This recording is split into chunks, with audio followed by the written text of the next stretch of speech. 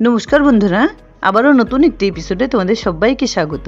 চালের গুঁড়ো ছাড়া সঠিক মাপ সহ কিভাবে পাটিসাপটা বানিয়ে নেওয়া যায় সেটাই আজ তোমাদের সঙ্গে শেয়ার করব। পাটিসাপটা তো অনেকে অনেকভাবেই বানিয়ে খেয়েছো।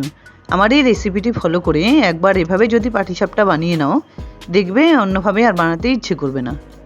আর পাটিসাপটার পুর হিসেবে যে খিরসাটা আমি বানিয়েছি সেটা কিন্তু একদম অন্যরকমভাবে তৈরি, তাই পুরো ভিডিওটা না দেখলে কিন্তু বুঝতে পারবে না। এরকম নিত্য নতুন রেসিপি পাওয়ার জন্য ভিডিওটাকে একটা লাইক দিয়ে চ্যানেলটাকে সাবস্ক্রাইব করে নেবার অনুরোধ রইল। সবার প্রথমে একটা কড়াইতে আমি নিয়ে নিচ্ছি 1 কাপ নারকেল কোড়া। এর সঙ্গে দিয়ে দিলাম 1 কাপ গাজর কুচি, হাফ কাপ নর্মাল টেম্পারেচারে থাকা দুধ, হাফ কাপ চিনি, আর সঙ্গে দিচ্ছি হাফ কাপ খেজুর গুড়। এবার সব কিছু একসঙ্গে করে খুব ভালোভাবে মেখে নিতে হবে। এর আগে আমার রেসিপিতে আমি গাজরের বদলে খোয়া ক্ষীর ব্যবহার করেছিলাম, সেভাবেও কিন্তু এই রেসিপিটি খুব ভালো লাগবে খেতে। সবসময় তো নারকেল কোড়া দিয়ে তোমরা পুর বানিয়ে নাও, তার সঙ্গে যদি এভাবে গাজর কুচি মিশিয়ে দেওয়া যায় তাহলে কিন্তু টেস্ট বা কালার দুটোই খুব সুন্দর হয়। এবার কড়াইটা ওভেনে বসিয়ে দিয়ে কন্টিনিউ নাড়াচাড়া করে খুব ভালোভাবে এটাকে জাল করে নিতে হবে। গুড় চিনি খুব ভালোভাবে গলে গিয়ে নারকেল আর গাজরের সঙ্গে কিন্তু খুব ভালোভাবে মিশে গেছে। মোটামুটি 4-5 মিনিট ধরে জাল করে নেবার পর দিয়ে দিচ্ছি 1 টেবিল স্পুন ময়দা আর সঙ্গে 1 টেবিল স্পুন ঘি। আবারও 2 থেকে 3 মিনিট এভাবে কন্টিনিউ নাড়াচাড়া করে জাল করে নিতে হবে। ময়দার বদলে কিন্তু তোমরা চালের গুঁড়ো ইউজ করতে পারো। ময়দাটা ব্যবহারের ফলে এর কনসিস্টেন্সিটা কিন্তু খুব সুন্দর হবে। এবার এটাকে আমি নামিয়ে নিলাম। ঠান্ডা হলে কিন্তু এটা আর একটু টাইট হয়ে যাবে, তাই একটু নরম থাকা অবস্থাতেই নামিয়ে নিতে হবে।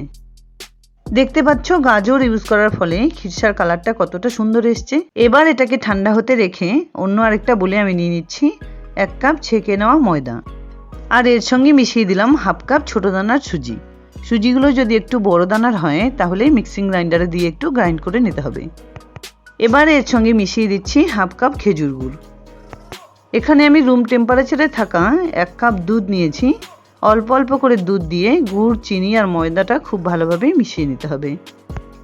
সম্পূর্ণ দুধটা একবারে মিশিয়ে না দিয়ে অল্প অল্প পরিমাণে সুজি, চিনি আর গুড়ের সঙ্গে মিশিয়ে নিয়ে গুড়টাকে খুব ভালোভাবে ভেঙে নিতে হবে। সম্পূর্ণ দুধটা মিশিয়ে দেওয়ার পরও সুজি, ময়দা আর গুড়ের ডালাগুলো কিন্তু এখনও ভেঙে যায়নি, তাই এই কাপে আরও 1 কাপ জল আমি রেখে দিচ্ছি। এর থেকে অর্ধেকটা পরিমাণ জল এই ব্যাটারে মিশিয়ে দিচ্ছি।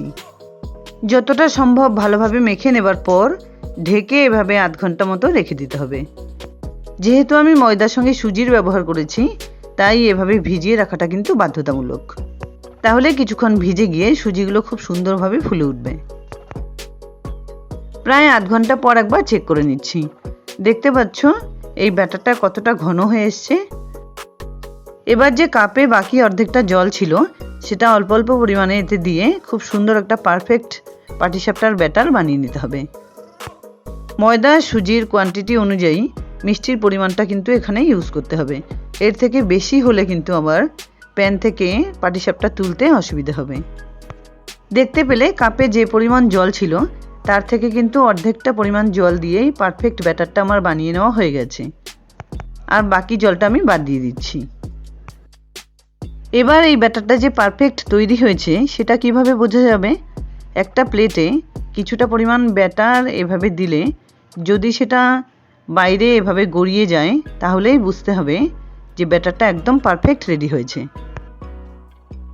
এবার একটা তাওয়া গরম করে একটা টিস্যু পেপার দিয়ে একটুখানি ঘি বা তেল তাওয়ার উপরে এভাবে ব্রাশ করে নিতে হবে। এবার যে ব্যাটারটা আমি বানিয়ে রেখেছি তার থেকে হাতা দিয়ে 2-3 বার এভাবে উপর নিচ করে 1 হাতা ব্যাটার তাওয়ার ঠিক মাঝখানে দিয়ে সেটাকে কিন্তু এভাবে চারদিকে ছড়িয়ে নিতে হবে। আর ফ্লেমটাকে কিন্তু অবশ্যই মিডিয়ামে রেখে এই পাটিসাপটাগুলো ভেজে নিতে হবে। যখন রুটির কালারটা একটুখানি চেঞ্জ হবে আর চারদিকটা একটু ফুটো ফুটো হবে, তখন রুটিটার ঠিক সাইডে কিছুটা পরিমাণ খিরসা দিয়ে একটা চামচের সাহায্যে এভাবে পাটিসাপটাটা রোল করে নিচ্ছি। দেখতে পেলে পাটিসাপটার ব্যাটারটা পারফেক্টভাবে তৈরি হয়েছে বলে কি সুন্দরভাবে পাটিসাপটাটা বানিয়ে নেওয়া গেল।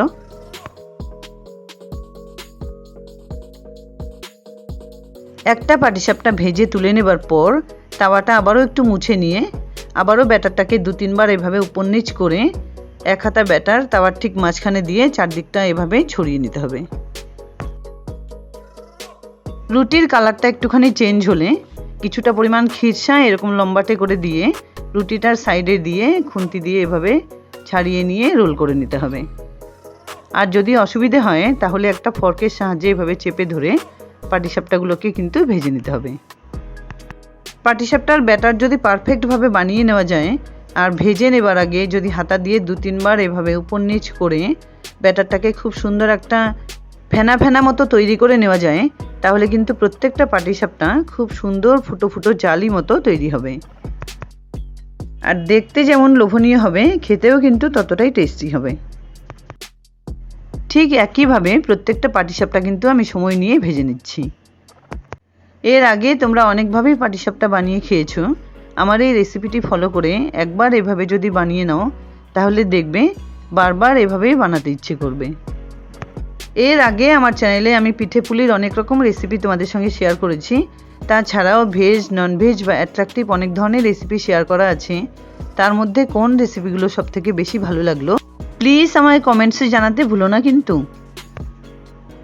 তাহলে সেই মতো আমি নেক্সট ভিডিওতে তোমাদের সঙ্গে সেরকম ধরনের কোনো রেসিপি শেয়ার করার চেষ্টা করব। আমার এই রেসিপিটি ফলো করে স্টেপ বাই স্টেপ যদি এভাবে পাটিসাপটা ভেজে নাও তাহলে কিন্তু তোমাদের পাটিসাপটাগুলো প্রত্যেকটা পারফেক্টভাবে তৈরি হবে। পিঠে পুলি এমনিতেই কিন্তু বাসি হলে বা ঠান্ডা হলেই ভালো লাগে,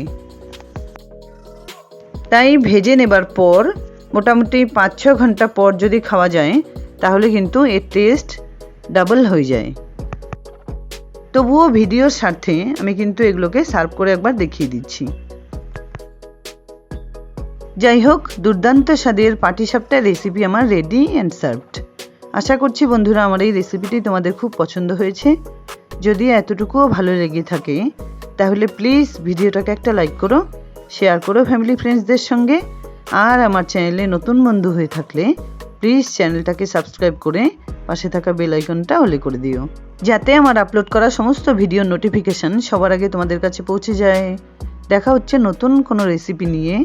ভালো থেকো, ধন্যবাদ। আর এই শীতে কোন ধরনের পিঠে তোমাদের খেতে বেশি ভালো লাগে কমেন্টস করে জানাতে ভুলো না কিন্তু। তাহলে সেই মতো আমি তোমাদের সঙ্গে সেই রকম পিঠে রেসিপি শেয়ার করার চেষ্টা করব। যেসব বন্ধুরা আমার চ্যানেলটি ভালোবেসে দেখো তাদের জন্য রইল অনেক অনেক ধন্যবাদ, প্রণাম আর ভালোবাসা। আর যেসব বন্ধুদের এখনও এই চ্যানেলটি সাবস্ক্রাইব করা হয়নি তাদের জন্য সাবস্ক্রাইব করে নেবার অনুরোধ রইল।